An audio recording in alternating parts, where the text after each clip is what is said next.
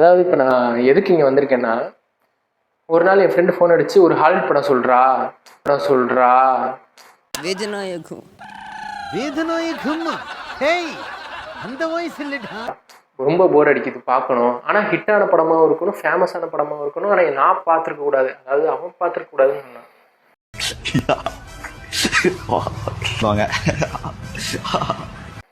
சரி, அந்த மாதிரி என்ன படம் இருக்குது அப்படின்னு சொல்லிட்டு நானும் தேடினேன். அவன்கிட்ட வரிசையாக சொன்னேன், இந்த படம் பார்த்துருக்கியான்னு நான் சொல்லிக்கிட்டே வரும்போது மேட் மேக்ஸ்ன்னு அவன் வந்து பார்க்கலடா, ஆனால் இந்த படத்தை நான் கேள்விப்பட்டிருக்கேன், நல்லா இருக்குமா அப்படின்னு கேட்டான்.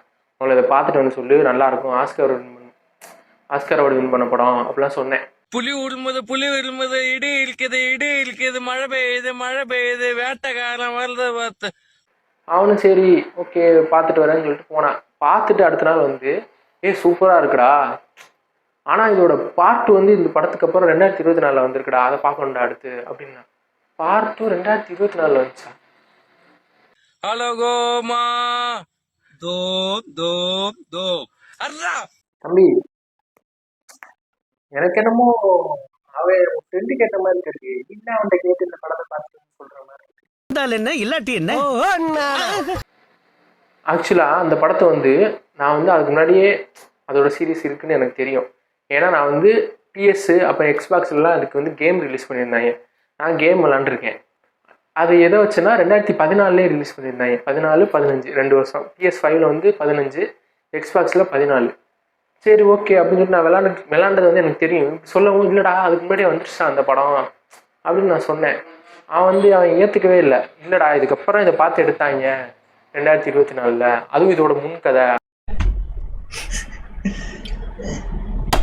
எதுக்கு இதெல்லாம்? முதல்ல நீ முன்னாடி வந்து இப்படி கேட்கறதே தப்பு. அவ்வளோதான், மேட் மேக்ஸ் வரலையே, புதுசாக இருக்குடா அப்படின்னா. புதுசாக இருக்குண்ணே, புதுசாக இருக்கு. இந்த நாய் அடிக்கடி ஏதாவது லூஸ் மாதிரி தான் பேசிக்கிட்டு இருக்கான், அதெல்லாம் கண்டுக்காதீங்க. அது என்னன்னா என்னோட மனசாச்சு இப்படி தான் குறுக்கு அடிக்கிற வேண்டிய பேசுவேன், கண்டுக்காதீங்க, விட்டுருங்க. அப்போ என்னாச்சுன்னா சரி எப்போ வந்துச்சு அப்படின்னு கேட்கும்போது 1979 தான் மேட் மேக்ஸ் முதல்ல வந்துச்சு. அதோட பார்ட் 2 அதுக்கடுத்து 1981 வந்திருக்கு. அப்புறம் பார்ட் 3 அது வந்து பியாண்ட் த தண்டர் ஸ்டோம்னு 1985. இந்த 3 பகுதியும் ஏர்லி 80ஸ்லேயும் வந்துடுச்சு. அதுக்கப்புறம் ரொம்ப வருஷம் கேப்புக்கு அப்புறம் 2015 தான் இந்த படத்தை கம்பேக் பண்ணி மறுபடியும் எடுக்கிறாங்க. அப்போ வந்த கதை வந்து வேற. இப்போ பேசிக்காக என்ன மேட் மேக்ஸ் என்ன நம்மளே சொல்லுவோம்ல, ஃப்யூச்சரில் வந்து தண்ணி இல்லாமல் பெட்ரோல் இல்லாமல் வளங்கள்லாம் நாசமாக போன பிறகு இருக்கும்ல, அப்படி உள்ளது தான் அந்த படத்தோட கதைக்களம். அப்படி இருக்கும்போது அங்கே வாழ்கிற மக்களோட சூழ்நிலை எப்படி எப்படி இது பண்ணுவாங்க, கேங் வச்சு செட் பண்ணி இது பண்ணுவாங்க, அதை பற்றின கதை தான் அது. ஸோ அது வந்து நம்ம பேசிக்காக யோசிக்கிறது தான். 2015 இந்த படம் வர்றதுக்கு முன்னாடியே அந்த 3 படம் வந்துச்சு. அதோட சீரீஸ் தான் இது. ஆனால் என்கிட்ட வந்து இதுக்கப்புறம் தான் அது வந்துச்சு, இதுதான் ஃபஸ்ட்டு அப்படின்னா. இப்போ நான் அதுக்கு தான் அதை பதிவு பண்ண வரேன். சரிப்பா, இந்த மேட் மேக்ஸோட ப்ரொடியூசர் யார், ஹீரோ யார், ஹீரோயின் யார், எதெல்லாம் சொல்லு. முடியாது, தெரியாது.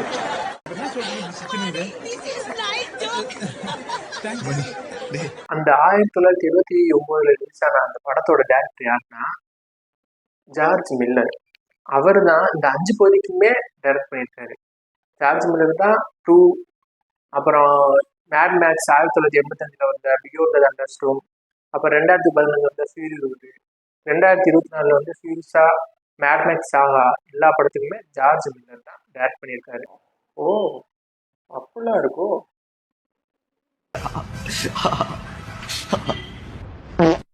நம்ப முடியாதுடா.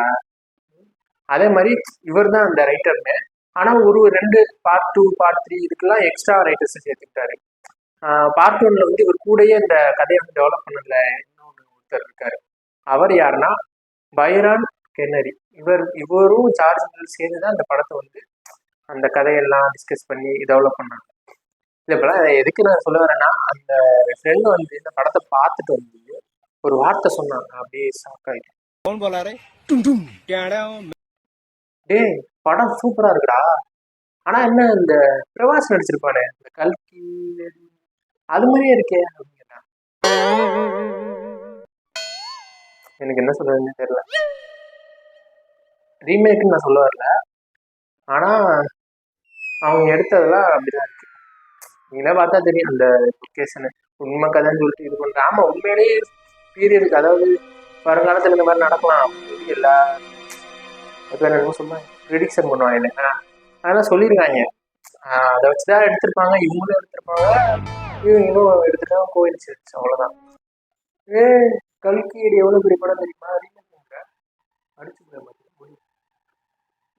கொன்ற அவ்வளோதான். இதே மாதிரி நான் வேற வேற படத்தை பற்றி ரீமேக்கு அப்புறம் இந்த மாதிரி ஏதாவது உல்டா பண்ணி வச்சுருந்தாங்கன்னா நான் சொல்லுவேன்.